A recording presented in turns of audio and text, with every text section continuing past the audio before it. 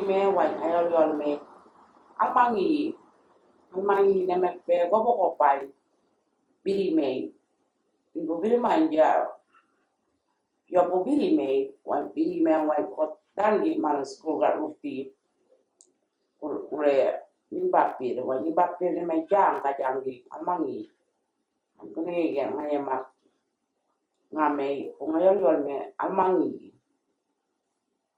man me pe no almangi kariol me ngat man bini o kairo rock me ngu pelegen ya kon pleria we garo rock me papo kare man pon tefe ulo tao karim jortmen bakki me winao papo kare ben mo raya kwan kun raya yuaro tore kare ben won ya bon mayani ay gar picci gar mer ngari wen papo kare ben mo raya kwan budo o beta papo bet manali. Hi, I'm here to tell my turtle stories,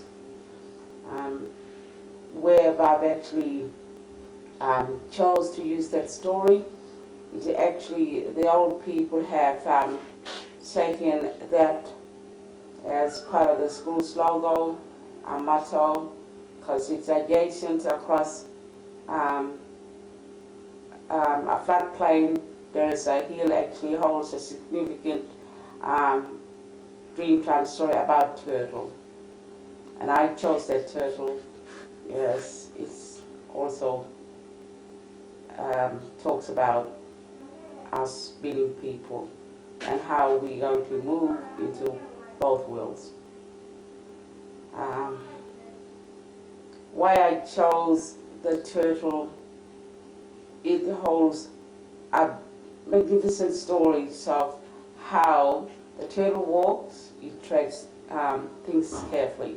As he walks, he looks and listens and waits and make move.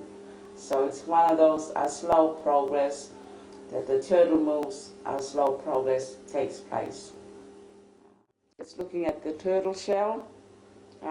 If you actually really look at the turtle shell, it's got all these patterns designed on them turtles, and those turtle shells, each segment or each part represent how people used to work in the past, before the white men came, before Balanda came, when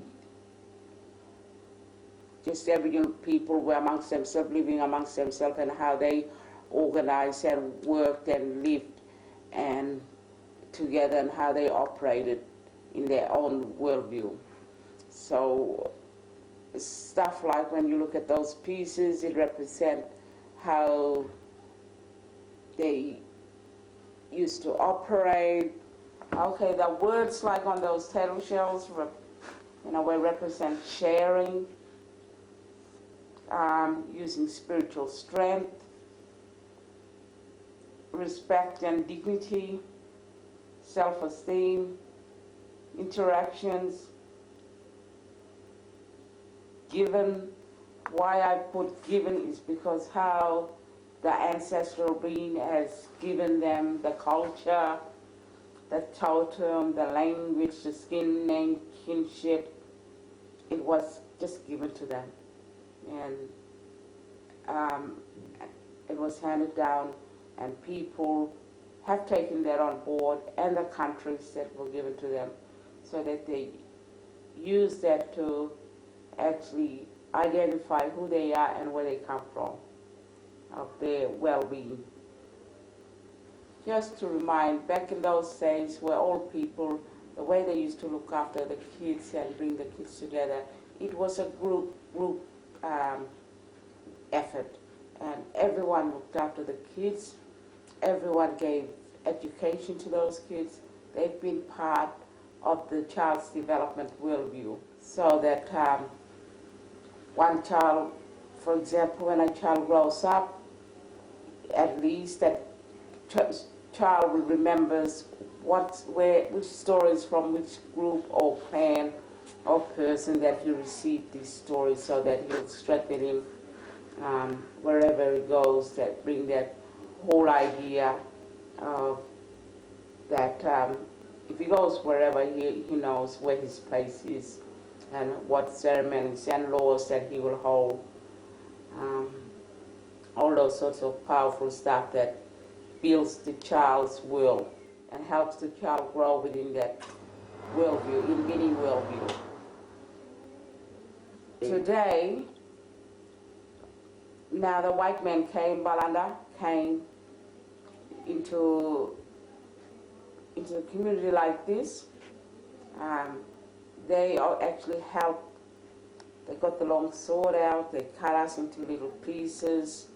They've dominated because of their Western worldview and influence and values that try to impose on Aboriginal people, on Aboriginal curricular programs, you name it, and that they wanted to build little empires. It's one of those conquer, rule, and divide. So Aboriginal people, part of that, have suffered with that type of I guess what was being imposed on Aboriginal people, and Aboriginal people became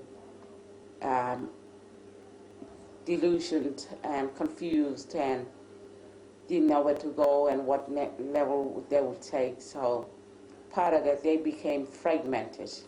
The word Balanda would use it, they all broke it up into little pieces. And that's where we are at the moment today, trying to find out our ways of how we can bring what the new ideas and the old ideas and bring that together, and so we can seek a new ways of keeping what was Aboriginal culture and obtaining the other culture to build us, to strengthen us, so that we can move forward. Now the last section that I would like to talk about is we're trying to build a new way of working, new way of managing, new way of doing business.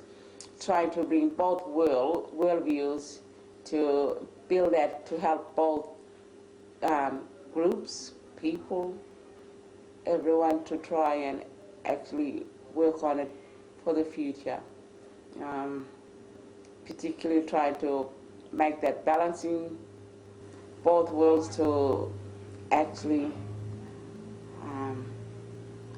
help the kids to actually build what is called unknown future, so that they too can learn from our teaching or our, not